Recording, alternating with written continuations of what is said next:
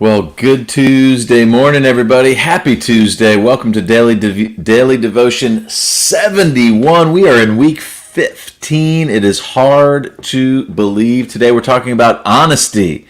Honesty being still the absolute best policy, and especially for those who belong to the kingdom. This has really been a struggle for me this morning because the Lord is putting his finger in my heart.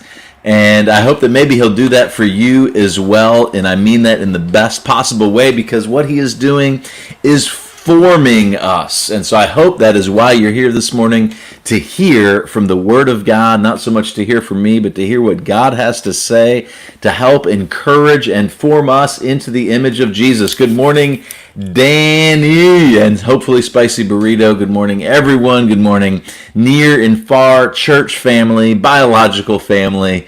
It has been so awesome. My grandma gets on. Good morning, Ross and Dell. Yes, see you at 11, and we're going to talk about seeing you at 11 in just a minute, Ross. As always, if there's anything I can be praying for you about, go ahead and drop a prayer request down in the comments. If there's something that you would like prayer for that is of a more personal nature, feel free to send me a message. It's always an honor for me to pray. We have more and more people sharing prayer requests. That's been such an honor, and I feel like that's kind of picking up a little bit in my grandmother's ministry, who prays so faithfully for so many, and she prayed for me for so many years, and I believe that is one of the reasons why I am here with you today. Now, today we are talking about vows, and we're not talking about making wedding vows, although I talk about wedding vows a lot. So if you are looking for some help with that, I would be happy to help coach you along that. I have done that many times, but not marriage vows. We're talking simply about making promises to one another,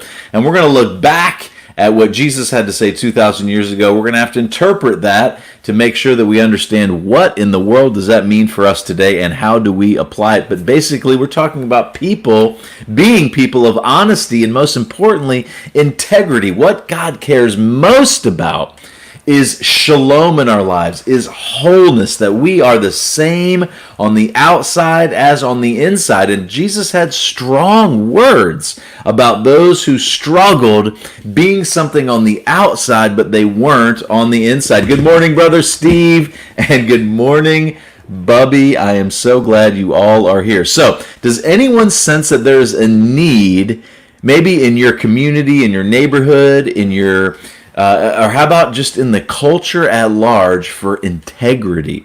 When we say that word today, I think we even mean something different than what the conversation would have been even 10 years ago or 20 years ago. Certainly deeper than that historically, because it is a struggle. And again, I'm going to confess some of my shortcomings this morning. And Ross, yes, it has something to do with you. Now, these stats are a little bit dated, but I think probably, if anything, they would be more alarming today.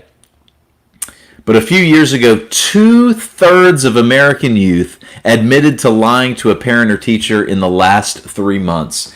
2/3, that's 66%, admitted to lying to a parent, teacher, someone else in the last 3 months. 60%, so almost that same number, admitted to lying to a friend or a peer in the last 3 months. 1/3, and I think this number might be low, 1/3 admit to cheating on a test in the last 3 months. Now, COVID-19 aside, because we're talking about when there was like real school. Even in Christian colleges, I worked in the dean's department of not just a Christian school, but a Bible college. And my job for that, I did it for about 6 months. I mean, I worked in the department for 1 year, but my job for about 6 months was confronting students who were caught. And trust me, those were not conversations that were very friendly. Those were not conversations that's different than, people who go into the dean's office wanting to talk to someone to help them through an issue. I had to talk to people who were caught.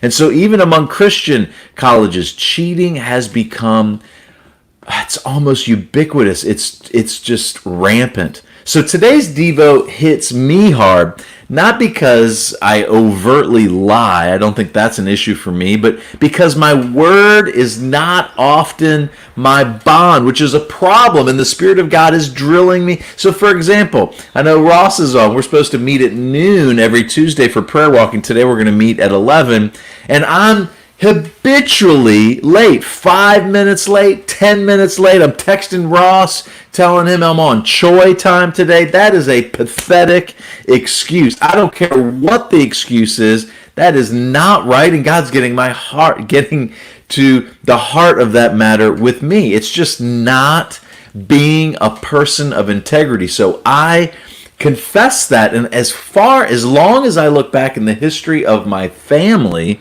and I won't talk about who in the family or whatever, I'm not going to get all into that. But I remember that was an issue growing up as a little kid, and it frustrated me to no end. And I'll just say, one of my two parents wasn't always on time. And then look at me.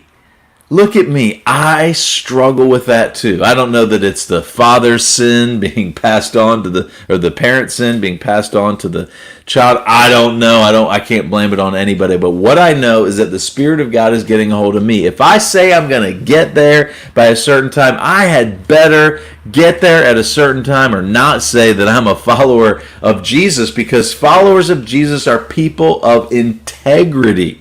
I'm preaching to myself here for a minute, so hold on now. Now, in our culture, making an oath or a vow verbally doesn't carry much weight. It certainly doesn't carry the same weight that it did in ancient days. Definitely not in court. But in the ancient world, it was everything. In our culture, making and breaking a promise is so common, it almost means nothing. We just say sorry and move on. At least that's what I've done with my brother Ross. I show up a few minutes late and I'm like, man, I'm sorry, and then Ross does his normal gracious thing. Oh, no big deal. I'm just sitting here, and I got all the time in the world. Ross is retired, so maybe it means a little something different if you're retired. But nonetheless, I'm stealing his time.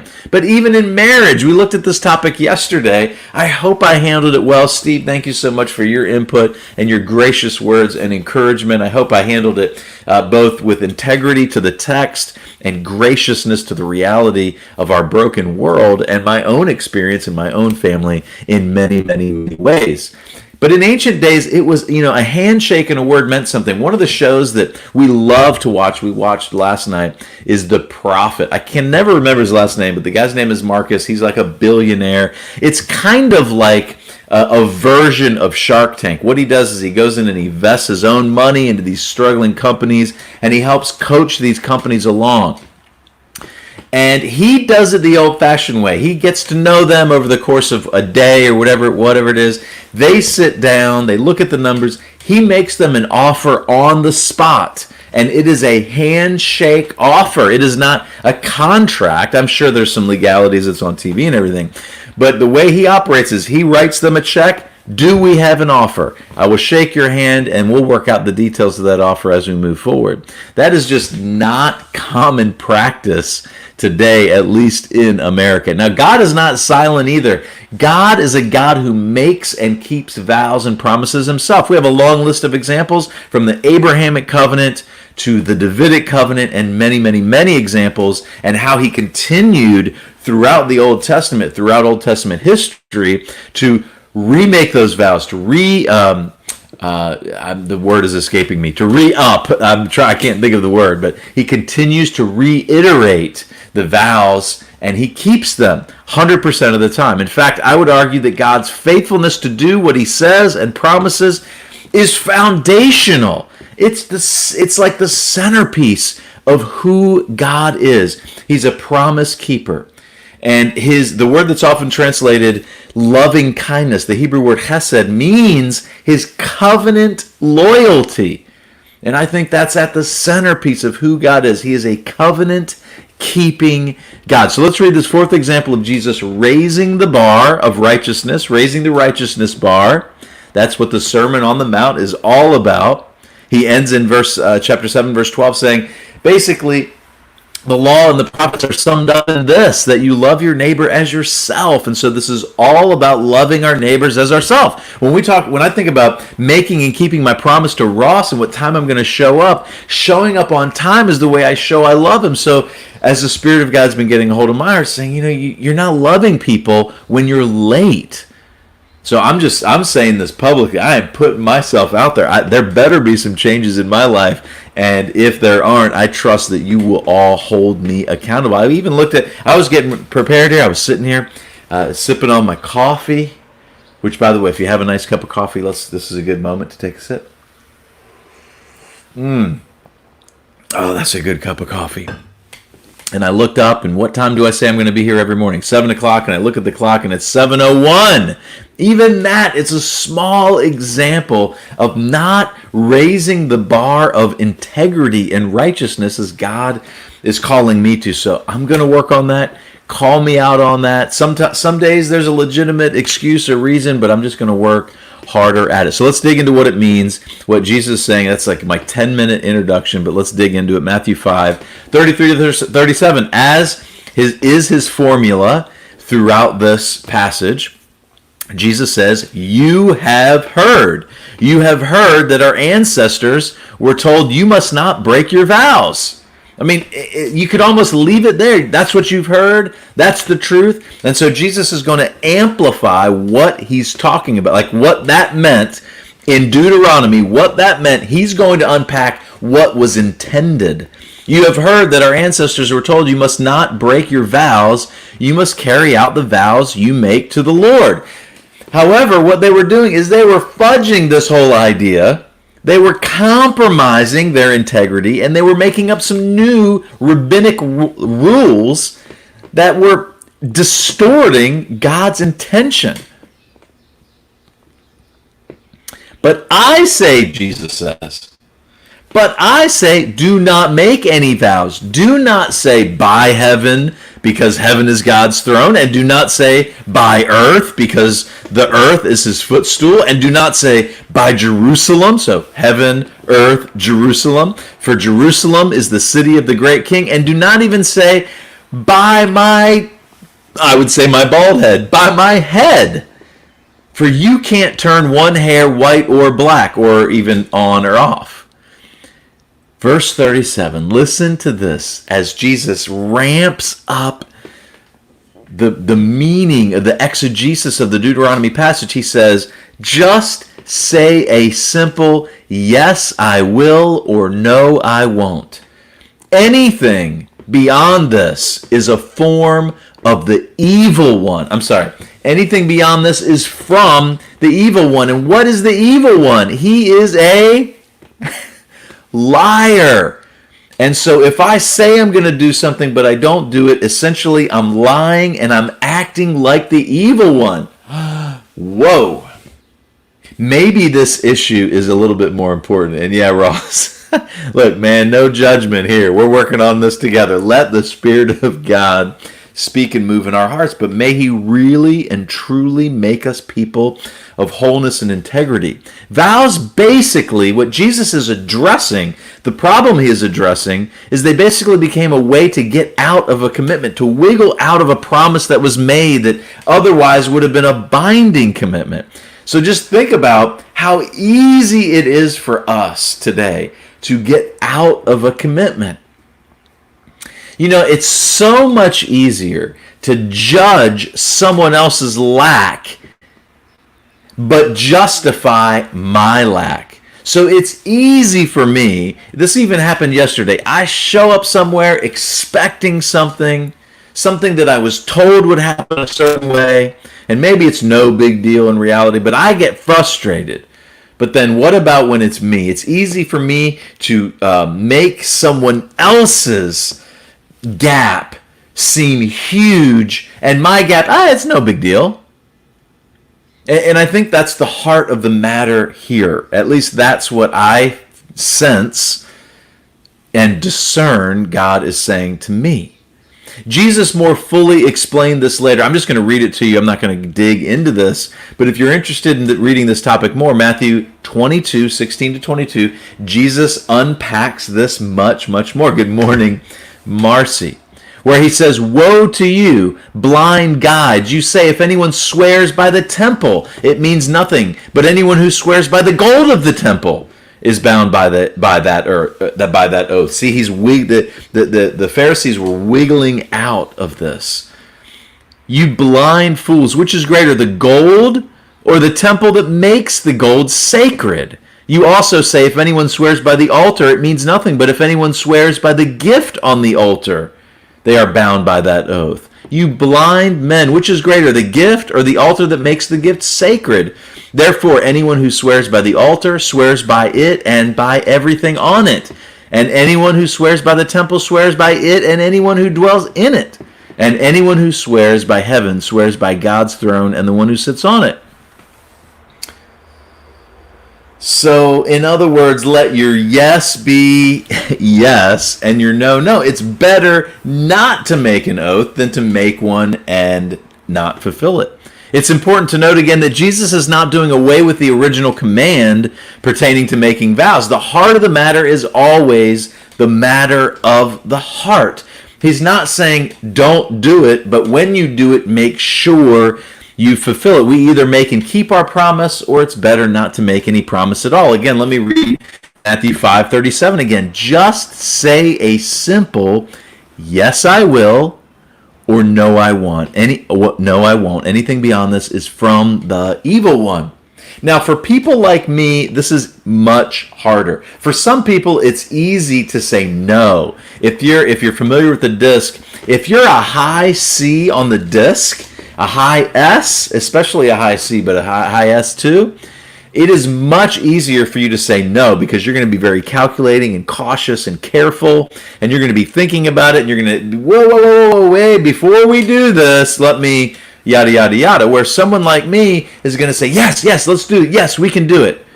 Yes, we can do it. Yes, I'll do that. Yes, I'll be there. And I don't think through the ramifications of it. I don't think through the margins in my schedule. I don't think through all of the other commitments that I made maybe to other people. And I'm just scattering myself out there, and I'm unable to fulfill that yes. So it is important for me to pull back and not make that excuse, and make sure that I do whatever I have to do, even if I have to have someone help me audit the relationships and my time, or do my own audit on that. Actually, that's what I'm doing. We're going on vacation in a week and a half, almost 2 weeks.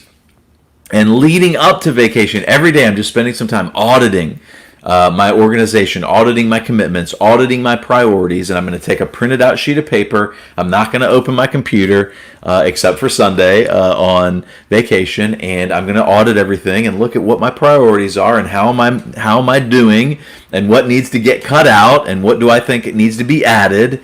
And I would encourage you to do something similar as well. The greater righteousness here is about the wholeness of the person. What's on the inside of the person, not the appearance of righteousness on the outside, but a lack of integrity on the inside. There's much more we could say, but let me close with two reflections as we wrap up. Two reflections. Number one is kind of the obvious. Is there an area of our lives we're just not being honest about? I think that's an obvious place to start when we think about promises. So, is there an area of our lives where we're just not being honest?